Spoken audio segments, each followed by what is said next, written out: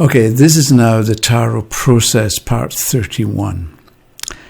And I'd like to begin by asking you a question, and then I'll get to the main point of this video, which is to tell you about a new 3-card spread that you might like to try. And the first part is asking you a question. Let's say you owe somebody $100 and you give them 50, but you still want to know how much you owe them. And you know what to do. You said 50 from 100 leaves 50.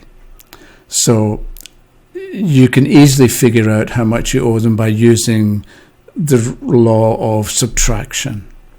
You don't have to do something like get 100 toothpicks and count out 50 and put them to one side to represent the 50 that I'm giving you back. And then you have to count the remaining toothpicks to discover that there are 50 left, so I still owe you $50.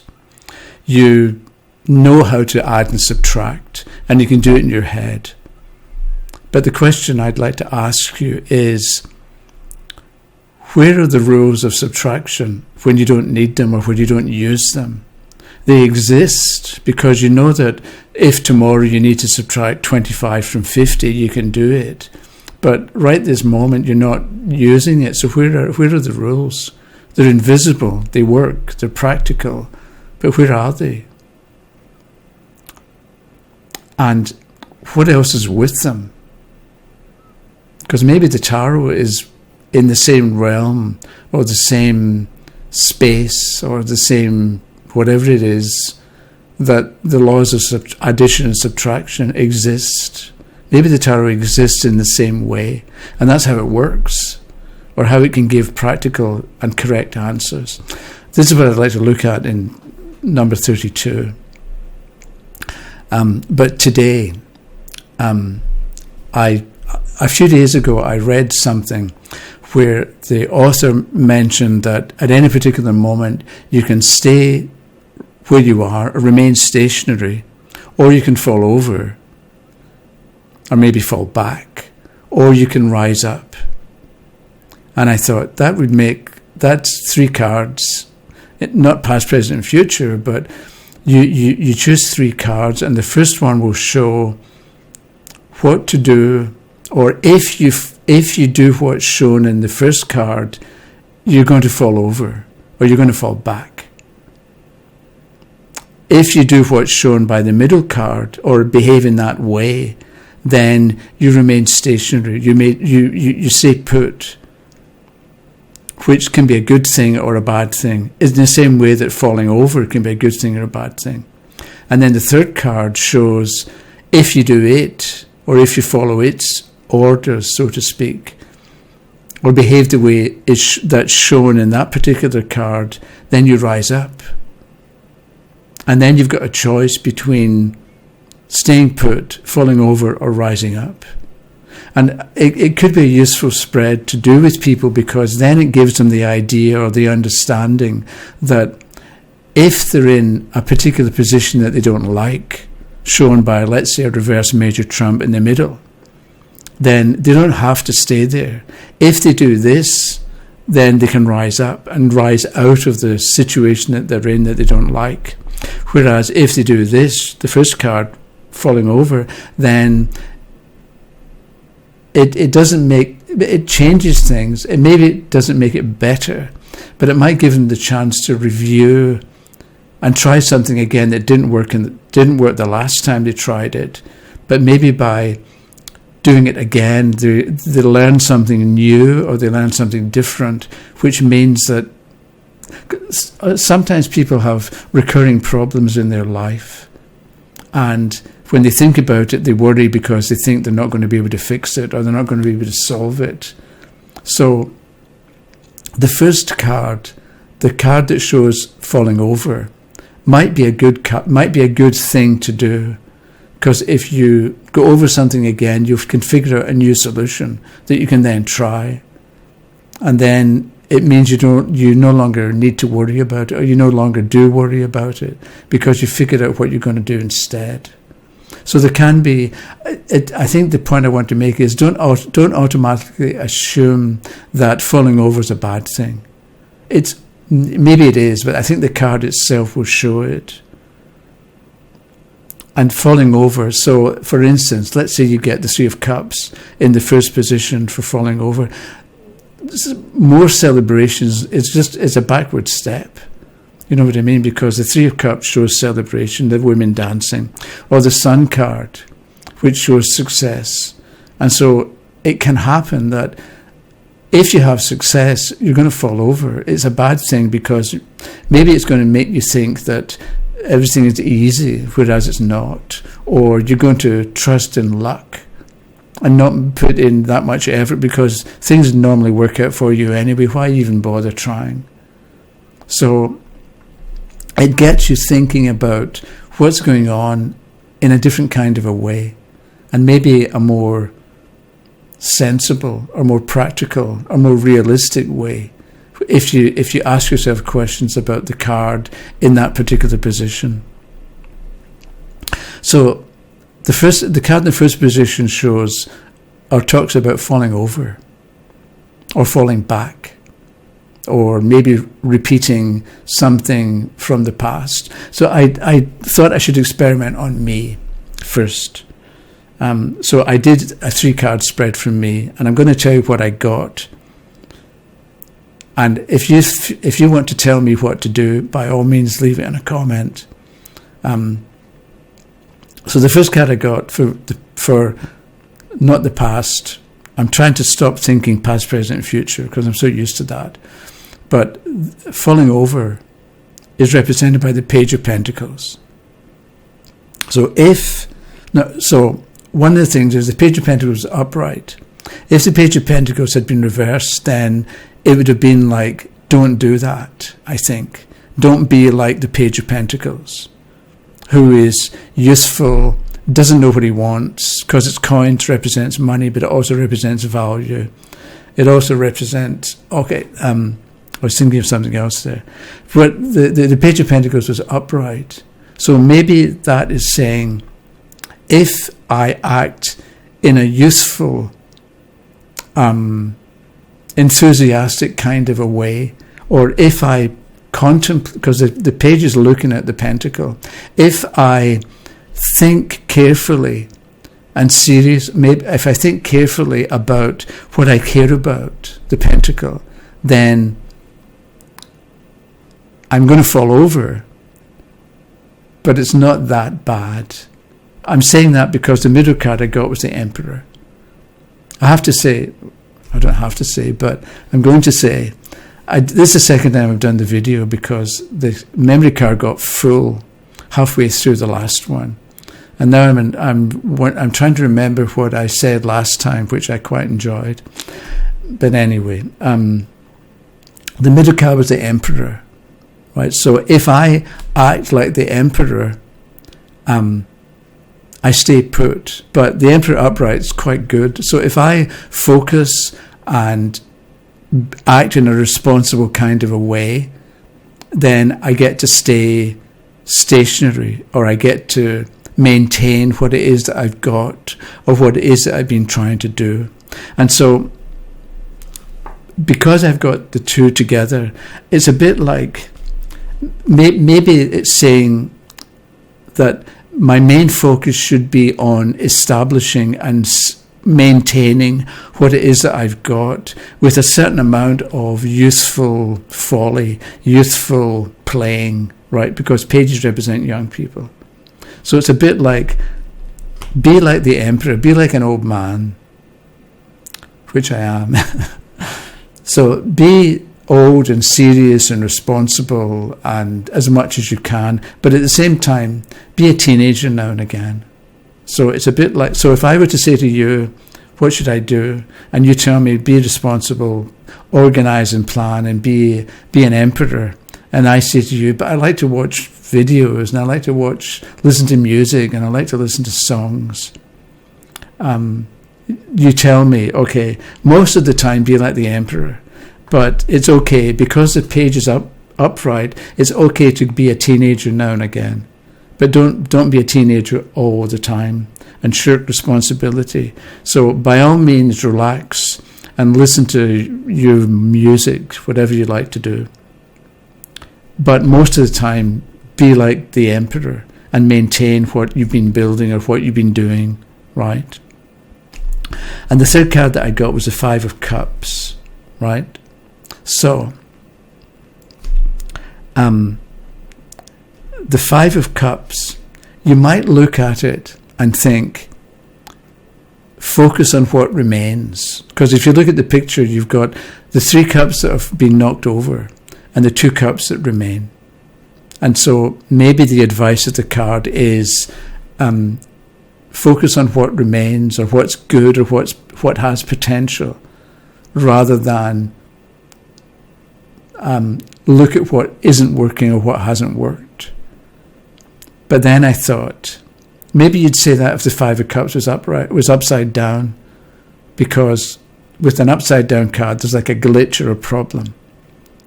But the third card shows how you rise up.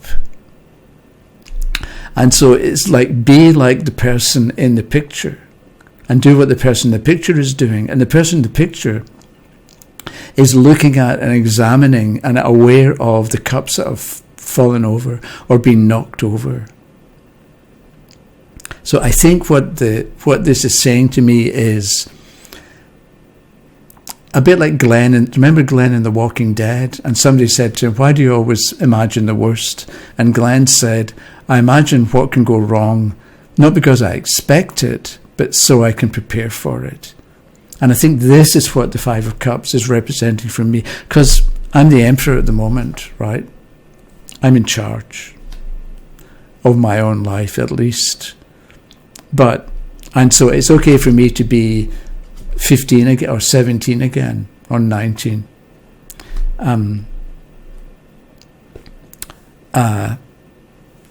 The signs of the zodiac. I hadn't expected I would say this. You can imagine 6 years for each sign of the zodiac, and so Aries people are always between 0 and 6, and that's why Aries is the child of the zodiac, whereas Taurians are between 6 and 12, and Gemini is 12 to 18, Cancer is 18 to 24. Right, so think about that for you. Don't share this with. Don't take the idea and start telling other people about it, because you'll just get into trouble. But for you, you know what sign of the zodiac you are. Think about you and what you're like and how you function and how you automatically do things and the kind of behavior that you express based on 6 years for each sign of the zodiac. So if you're a Leo, you're somewhere between 24 and 30. And if you're born at the beginning of Leo, you're 25. Whereas if you're born at the end of Leo, you're 29 and a half. And there's a difference between people that are in their mid-20s and people in their late 20s. So how do you behave based on your sun sign? Thinking about the number, how old you are. Because I know on Facebook it says I'm a Leo, but I'm really a Cancerian. And I'm born at the beginning of Cancer. So I'm actually about 19 years of age. And I've always been 19. And I always will be 19, at least in this lifetime. So this talk about me being a teenager, I can relate to that. But at the same time, okay, so that was an aside. I didn't think I was going to mention that. So we've got the Five of Cups as how I rise up. And I think what I do is I look at, instead of turning away from what it hasn't worked, there's value in looking at it and examining what isn't going well or what isn't working or what hasn't worked in the past. Rather than turn my back towards it and only focus on what's good or what I enjoy, maybe I ought to look at what I don't enjoy and figure out what to do about it or how to handle it better or how to handle it differently. And that is how I rise up and improve Because you can look at the first card as being maybe sometimes a backward step, and the third card is a forward step. But that I'd like to emphasize, you can't assume that a backward step is a bad thing, and a rising up is a good thing as well, because it may be too soon to rise up, and maybe you need to consolidate what you've got right now. And again, the card will show this. So I think for me, with a page is the first one, the Emperor in the middle, and the Five of Cups as rising up.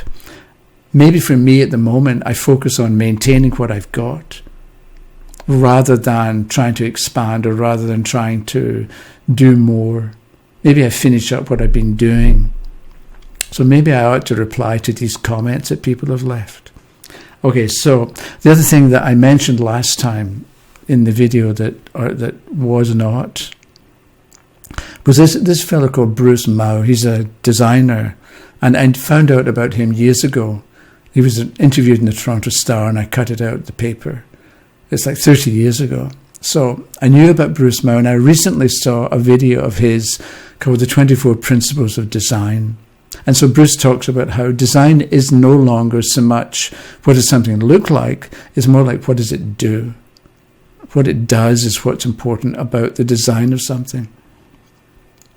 So one of his principles, partly he talks about how always imagine the worst. And when you know what the worst is, you can deal with it. But anyway, the principle that I wanted to mention was, he says, think as if you're lost in the forest. And that's a good principle to have, because when you're dealing with a situation, if you're familiar with it and you're comfortable, you'll come up with some kind of solution, some kind of answer. But imagine if you're actually lost in a forest and you don't know where you are, you don't know if you're ever going to get out, so maybe you're panicking. Maybe you go around in circles and you're thinking, I've been here before. I'm not moving out of the forest. I'm just going round and round and round, and I'm never going to get out. So you get worried and you get fearful, and you think you could die. So, and people do die in forests because they get lost and can't make their way out. So think as if you're lost in the forest the next time you're dealing with a situation or a problem. But instead of trying to apply the same old solutions, maybe what you do is, okay, I'm lost in the forest. What am I going to do? How am I going to get out of here? And I'm telling you this partly because a couple of days ago, my wife mentioned about how years in the 1970s, she was on Vancouver Island, and she and a friend, they went for a walk in the forest, in the woods, and they got lost, and they couldn't figure out how to get out. So they were actually lost in the woods. And they were going round in circles. And so Susan, my wife, thought, okay, we can see the sun. So look at the sun, and the fellow she was with had a watch, so they knew what time it was. So they were able to judge, because the sun sets in the west, so they knew that if they followed the sun, they would end up going in the west, to the west, and that's where the road was. So by being lost in the woods and thinking, okay, how am I going to get out of here? You can't just look around, because then you'll walk around in circles. You need to have a different way of thinking. And because we're all creative and we've got good ideas, this will be video number 32, about how to stop censoring yourself and stop talking yourself out of good ideas. But when you're lost in the woods, you have to use other types of thinking and other types of, don't know what to say, other types of imagination, or maybe you have to pay attention to your imagination, because it's going to give you the ideas. But you can't afford, in that circumstance, to ignore inspirations or ignore ideas that may not seem logical. Okay, I've finished. So I'll see you in a few days. And if you want to tell me what to do, by all means, leave a comment. Thanks for watching. Have a good day. Okay, bye-bye.